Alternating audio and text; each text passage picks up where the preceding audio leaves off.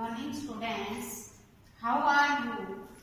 I hope you will be fine. Okay, dear students, आज हम class 7 SS भूगोल lesson 3 करेंगे। हमारी बदलती हुई पृथ्वी, हमारा 3rd लेसन है हमारी बदलती हुई पृथ्वी, अवर चेंजिंग अर्थ। इसमें जो है जैसे कि 2nd चैप्टर में हमने पढ़ा था कि हमारी पृथ्वी के अंदर भी हमारे जो है पृथ्वी के अंदर क्या है, जिसे हमने उसमें जानकारी ली कि पृथ्वी की जो है 3 परतें हैं। ऊपरी परत जैसे प्रपटी है, फिर मेंटल है, फिर क्रोड है। अब इसमें चेंजिंग बताना है कि किस प्रकार से पृथ्वी में बदलाव आया। तो पृथ्वी के अंदर जो है बहुत सारी परतें हैं और द्रवित मैग्मा जैसे जो पिघलता रहता है पृथ्वी के नीचे जो है ऐसे घूमता रहता है वृत्तीय आकार के रूप में। तो सबसे पहले हम इसमें जानेंगे कि सबसे पहले हमारी पृथ्वी के अंदर जो नीचे क्या है, मैग्मा। क्या है? मैग्मा। मैग्मा क्या है? मैग्मा जो है यह पृथ्वी के अंदर पिघला हुआ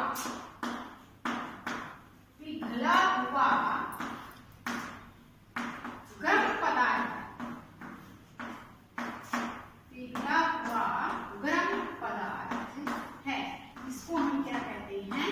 मैग्मा। यह जो है पृथ्वी के अंदर नीचे जो है पिघल करके गर्म होकर और यह धीमी गति से, जैसे गर्म होने के बाद फिर धीमी गति से ऐसे वृत्त के आकार के रूप में ऐसे यह चक्कर जो है धीरे धीरे लगाता रहता है मैग्मा।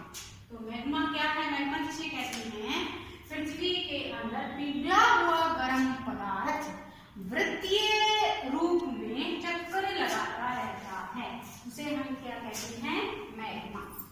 नेक्स्ट है जैसे मैग्मा गर्म हो गया, मैग्मा जो है गर्म होकर फिर जो जैसे कि पृथ्वी है और पृथ्वी की जो सतह है यहाँ किसी खुले छिद्र से, जैसे कोई भी खुला छिद्र है, यहाँ से निकल करके ये ज्वालामुखी का रूप धारण कर लेता है। किसका रूप धारण कर लेता है? ज्वालामुखी का रूप धारण कर लेता है। यानी कि पिघला हुआ गर्म लावा, पिघला हुआ गर्म पदार्थ ऊपर पट्टी पर, ऊपर पट्टी होगी प्रपटी की यानी पृथ्वी की ऊपरी सतह। ऊपर पट्टी क्या है? पृथ्वी की ऊपरी सतह। इसके खुले छिद्र में से, इसके खुले छिद्र में से यह बाहर निकल आ जाता है। ये किसका रूप धारण कर लेता है? ज्वालामुखी का रूप धारण कर लेता है। इसे हम ज्वालामुखी विस्फोट कहते हैं। क्या कहते हैं? ज्वालामुखी विस्फोट। क्या कहते हैं? ज्वालामुखी विस्फोट। इसे क्या कहते हैं? ज्वालामुखी विस्फोट। तो गर्म पदार्थ जो मैग्मा है वो चक्कर लगाता रहता है नीचे और फिर वह गर्म होकर कहीं खुले छिद्र में से, प्रपटी के किसी खुले छिद्र में से बाहर निकल आता है और बाहर निकलकर वह किसका रूप धारण कर लेता है? ज्वालामुखी का रूप धारण कर लेता है। नेक्स्ट है लावा। अब लावा क्या होता है? लावा जो है जैसे कि जो जब मैग्मा प्रपटी से ज्वालामुखी छिद्र के द्वारा बाहर निकलता है, जैसे कि अब ये प्रपटी होगी और ये नीचे जैसे लावा हो गया, लावा हो गया और यह गर्म होकर के पूरे छिद्र से ये बाहर निकल गया, जैसे इसने ज्वालामुखी का रूप धारण कर लिया। और कुछ जो लावा है वो जैसे यहाँ जम जाता है, बाहर जो है जम जाता है। इसको हम क्या कहेंगे? जो जमा है ना उसको हम क्या कहेंगे? लावा कहेंगे। क्या कहेंगे? लावा। तो लावा क्या था? डियर स्टूडेंट्स, जब मैग्मा प्रपटी से ज्वालामुखी छिद्र के द्वारा बाहर निकलता है और बाहर निकलकर वह जम जाता है, उसको हम क्या कहते हैं? लावा कहते हैं। तो ये इसमें मैग्मा ज्वालामुखी और लावा, ये तीन चीजें अभी हमने क्लियर की। मैग्मा क्या है और ज्वालामुखी क्या है और जो है लावा क्या है। अब नेक्स्ट है हमारा इसमें अंतर्जनित बल और बहिर्जनित बल। अंतर्जनित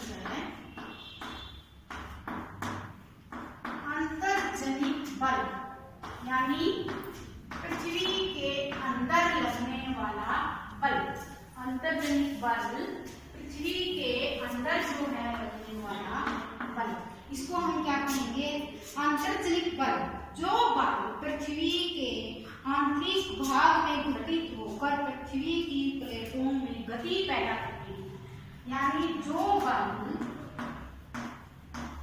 पृथ्वी के आंतरिक भाग में घटित होकर, जो बल पृथ्वी के आंतरिक भाग में घटित होकर, आंतरिक भाग में घटित होकर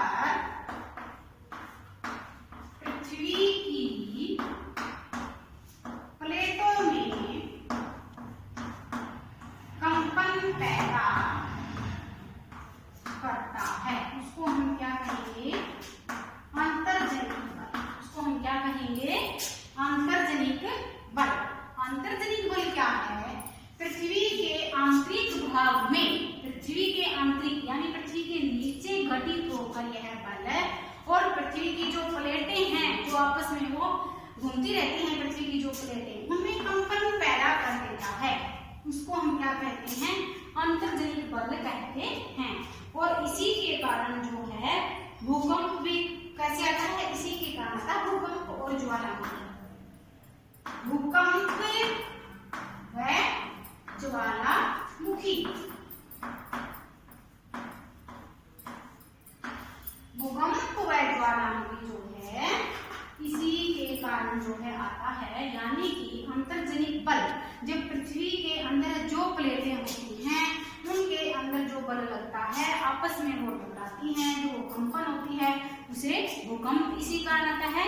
और ज्वालामुखी भी लावा गर्म होकर बाहर निकलता है, वो अंतर्जनित बल के कारण ही होता है।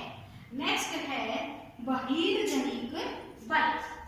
अब बहिर्जनित, अंतर्जनित बल तो हो गया हमारा अंदर लगने वाला, और बहिर्जनित बल, बहिर्जनित बल क्या होता है? ये बाहर लगता है। ये आंतरिक बल, अंतर्जनित बल तो अंदर लगा था पृथ्वी के अंदर आंतरिक सतह पर, और ये किस पर लगता है? ये जो है पृथ्वी की बाहरी सतह पर पैदा होकर उसके स्वरूप को बदल देता है, बाहरी सतह पर। अंतर्जनित बल कहां पर लगा था? आंतरिक सतह पर। और बहिर्जनित बल, बहिर्जनित बल ये कहां पर लगता है? बहिर्जनित बल पृथ्वी की बाहरी सतह पर पैदा होकर पृथ्वी के स्वरूप को बदल देता है, यानी बाहरी सतह पर पैदा होकर, उत्पन्न भी बाहरी सतह पर ही होता है, पैदा होकर फिर यह क्या कर देता है? इसके रूप को बदल देता है। क्या कर देता है? इसके रूप को बदल देता है, इसके रूप को बदल देता है। इसे हम क्या कहते हैं? बहिर्जनित बल। पवन और नदियां, जैसे कि पवन आती है और नदी है, ये जैसे कि बाहर ही, जैसे बल के द्वारा, जैसे इनके ऊपर जब हवा तेज चलती है तो ये बल के द्वारा ये इसके तेज पानी जो है स्वरूप को जो है बदल देती हैं। अब नेक्स्ट है हमारा, अब इसमें जैसे भूकंप, भूकंप किसे कहते हैं ये भी क्वेश्चन आता है। भूकंप किसे कहते हैं, इसकी क्या क्या हानियां होती है, और इसे बचने के लिए हमें क्या कुछ सावधानियां बरतनी चाहिए।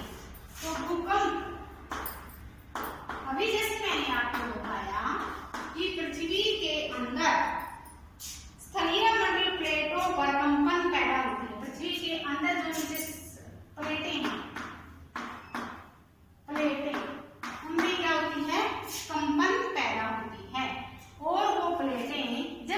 आपस में टकराती हैं, टकराने से वो एक दूसरे के पास आती हैं, घूमती घूमती वृत्तीय रूप में घूमती रहती हैं प्लेटें और एक दूसरे के पास आती हैं तो आपस में वो टकराती हैं और टकराने से फिर कंपन पैदा होती है और फिर जो है कंपन पैदा से जो है भूकंप का जो है भूकंप आ जाता है, यानी कि पृथ्वी के चारों तरफ गति पैदा करती है और उसे हम भूकंप कहते हैं। उसे ही भूकंप कहेंगे। किसे कहेंगे?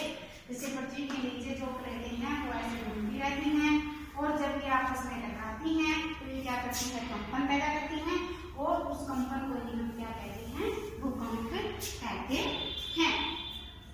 और ज्वालामुखी हो गया। ज्वालामुखी क्या है? जैसे कि यही सतह यही जो है जैसे जो गर्म लावा है जब वो प्रकृति से बाहर आ जाता है खुली चीजों से उसे हम क्या कहते हैं? ज्वालामुखी कहते हैं। और लावा क्या था? जो ज्वालामुखी के बाहर पास आकर जो जम जाता है उसे हम क्या कहते हैं? लावा कहते हैं। नेक्स्ट था हमारा भूकंपीय तरंगे। तो भूकंप की कितनी तरंगे हैं? 3। भूकंपीय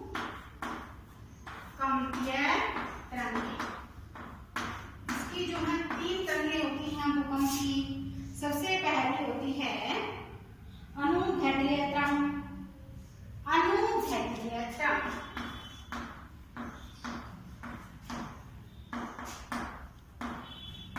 अनुदैर्ध्य तरंग दूसरी कौन सी है? अनुप्रास तरंग। अनुपरास्त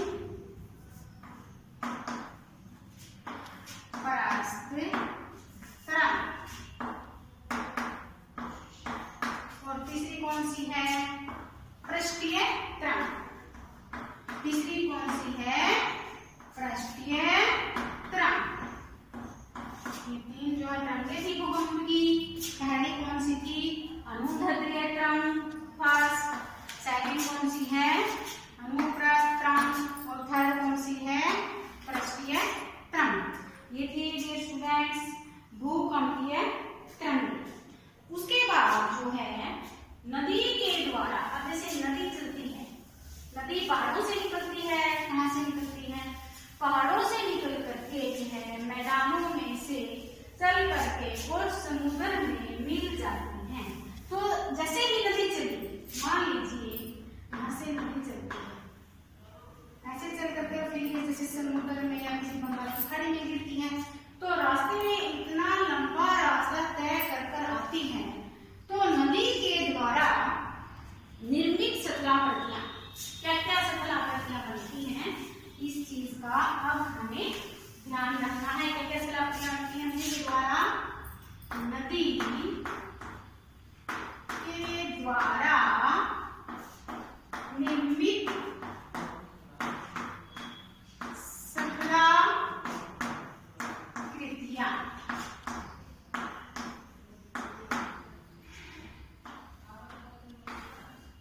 नदी के द्वारा निर्मित शतलाकृतियां, जो नदी है जैसे जहां से नदी स्टार्ट हुई और उसके बाद पहाड़ों से निकल करके मैदानों से गुजर करके नदी और फिर समुद्र या महासागर में मिली तो उसको किस किस चीज का जैसे क्या क्या निर्माण करती है?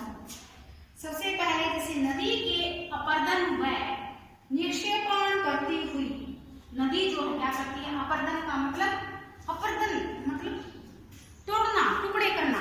नदी जो है अपर्दन और निक्षेपण करती हुई वह जो है जल प्रपात, विसर्ग, चाक झील, बाढ़कृत मैदान और डेल्टा का निर्माण करती है। इस चीज का जैसे बाढ़कृत मैदान, बाढ़कृत मैदान का निर्माण नदी कैसे करेगी? जैसे मान लीजिए गंगा नदी है, गंगोत्री से निकलती है उत्तराखंड से निकलकर गंगा नदी जो है यूपी से आती है उत्तर प्रदेश और जो है बिहार और बांग्लादेश से होकर आगे जो है बांग्लादेश में है जो है उत्तर प्रदेश में यमुना नदी में मिल जाती है उत्तर प्रदेश में। तो जैसे यूपी से उत्तराखंड से निकल करके ऐसे आई तो यहाँ पर ये क्या करती है? बाढ़कृत मैदान का निर्माण करती है। नदी जो है बाढ़कृत मैदान अपने साथ जैसे यह कुछ खनिज पदार्थ, कंकड़, पत्थर सब जो है इकट्ठे करके ले आती है, पानी के साथ जो है अपने साथ बहा करके इकट्ठा करके ले आती है और फिर वो एक जगह पर जमा हो जाता है और उसे फिर हम क्या कहते हैं, बाढ़ग्रस्त मैदान का निर्माण करती है। और ये बाढ़ग्रस्त मैदान काफी उपजाऊ होते हैं। क्वेश्चन भी आता है, कारण बताइए कि बाढ़ग्रस्त मैदान उपजाऊ क्यों होते हैं। तो बाढ़ग्रस्त मैदान उपजाऊ इसीलिए होते हैं कि नदियां जो है अपने साथ जो है खनिज पदार्थ बहा करके ला करके वहां पर एक जगह पर जमा कर देती है और फिर वहां पर फसल अच्छी होती है। इसी कारण बाढ़ग्रस्त मैदान जो है उपजाऊ होते हैं। तो बाढ़ग्रस्त मैदान का निर्माण करती है नदियां, और नदियां जो है जिन प्रकार का निर्माण करती हैं, विषय का निर्माण करती हैं, विषय, और चाप झील का निर्माण करती हैं। चाप झील इनका निर्माण कैसे करती हैं? मान लीजिए कि जैसे ही नदी निकलती है, फॉर एग्जाम्पल जैसे नदी यहाँ से नदी जो है,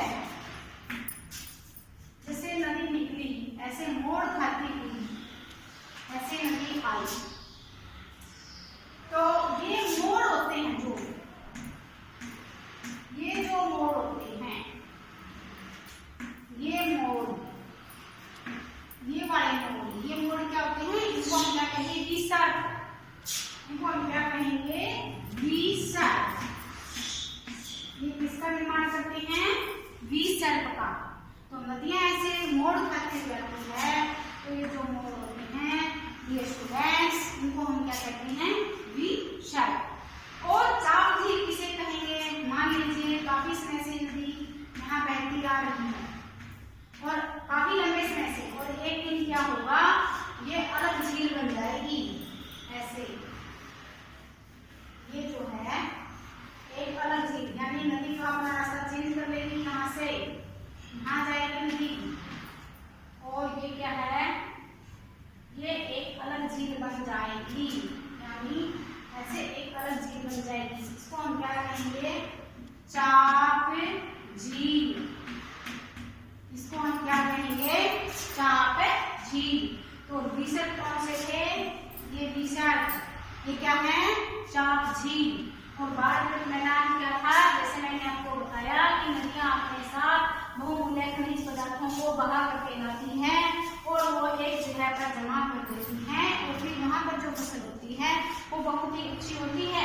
इसीलिए बाढ़ग्रस्त मैदान क्या होते हैं? काफी उपजाऊ होते हैं। विसर्ग और चाप झील, और उसके बाद जो है नदी क्या करती हैं?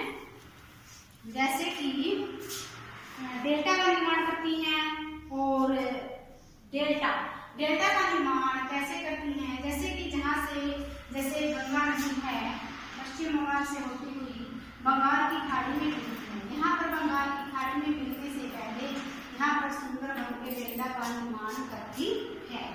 उसके बाद है समुद्री तट, समुद्री गुफा, तटीय मेहराब और स्टैक और कुलीन का निर्माण करती है। किस चीज का निर्माण करती है? समुद्री तट किस चीज का निर्माण करती है? समुद्री गुफा, समुद्री तट,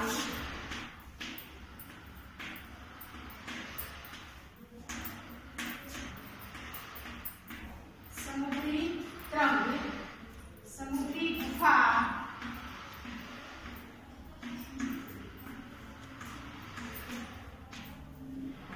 समुद्री गुफा, मेहराब और स्टैक का निर्माण करती है। उसके बाद है पवन के कार्य। पवन जैसे कि नदी के द्वारा था, अब पवन क्या क्या करती है? पवन के कार्य क्या है? पवन जैसे उच्च दाब क्षेत्र से निम्न दाब क्षेत्र की ओर जो पवनें चलती हैं, जो हवा चलती हैं, उनको हम पवन कहते हैं। पवन बालू के टिब्बे का निर्माण करती है। पवन किसका निर्माण करती है? बालू के टिब्बे का। कैसे करती है? जैसे ही तेज पवन चलती है बालू रेत होता है उसको इकट्ठा कर देती है एक जगह पर और ऐसे टिब्बे बन जाते हैं, उनको हम क्या कहते हैं, बालू का टिब्बा। क्या कहते हैं, बालू का टिब्बा। क्या कहते हैं, बालू का टिब्बा। ऐसे पवन जो है इकट्ठा कर देती है, जब पवन रहती है बालू को रेत को, और इसके बाद जो है रेगिस्तान पवन जो है क्षैतिज शैलों का निर्माण करती है, इसका निर्माण करती है, क्षैतिज शैलों का निर्माण भी कर देती है रेगिस्तान में। इसके बाद है लोएस की आकृतियां भी बनती हैं, यानी अलग अलग प्रकार की आकृतियां भी पवन जो है बनाती है। ये था पवन के जो है, पवन क्या क्या कार्य करती है। फिर है हमारा अपर्दन। अपर्दन जो है, अब पृथ्वी की सतह पर अपर्दन क्या होता है, पृथ्वी की सतह पर जल पवन के द्वारा, जल पवन और हिम के द्वारा होने वाला क्षय। अपर्दन क्या होता है, पृथ्वी की सतह पर, पृथ्वी की सतह पर जल पवन, जल पवन हिम के द्वारा, हिम के द्वारा होने वाला क्षय, इसको हम क्या कहेंगे, अपर्दन कहेंगे। इसको हम क्या कहेंगे, अपर्दन कहेंगे। और इसमें हमें जैसे क्या था, इसमें मेन किस चीज का ऐसे का क्वेश्चन आता है, भूकंप कैसे उत्पन्न होता है और ये इसकी क्या क्या हानियां होती हैं। तो भूकंप के लिए स्टूडेंट्स आप ध्यान में रखेंगे। भूकंप बताया मैंने आपको, जैसे उद्गम केंद्र से जो है उत्पन्न होता है, नीचे से जमीन में से पॉइंट से, और जैसे पृथ्वी के नीचे जो है प्लेटें जब टकराती हैं तो कंपन पैदा होती है और वो भूकंप उत्पन्न कर देती है। और इससे जो है काफी हानियां होती है। भूकंप आने से काफी लोगों की जो है जान चली जाती है और बहुत जान माल की हानि भी होती है। और इससे जो है बचने के लिए जैसे कि हमें जो है खिड़की दरवाजों के पास लीक वगैरह होना चाहिए, और हम जो है रेडियो से पहले ही हमें इसके बारे में जानकारी लेनी चाहिए। और जो है बाढ़ग्रस्त मैदान, बाढ़ग्रस्त मैदान कैसे उपजाऊ होते हैं, कारण बताइए, मैं आपको पहले बता चुकी हूँ। स्टूडेंट्स, हमारी जो है बदलती हुई पृथ्वी, ये लेसन आज हमने क्लियर किया, कंप्लीट किया। उम्मीद करते हैं कि आपको समझ में आ गया होगा। सबसे पहले हमने मैग्मा के बारे में जाना, लावा के बारे में जाना, ज्वालामुखी के बारे में जाना, और उसके बाद फिर जो है नदी के द्वारा शिलाकृतियां जैसे कि बाढ़ग्रस्त मैदान, गीशर, चाप झील, समुद्र के द्वारा जैसे स्टैक है, मेहराब है, समुद्री गुफा, पवन के द्वारा रेगिस्तान, बालू का टिब्बा इत्यादि, अपर्दन आदि, ये सब जो है इस लेसन में हमने जाना। Thanks, okay.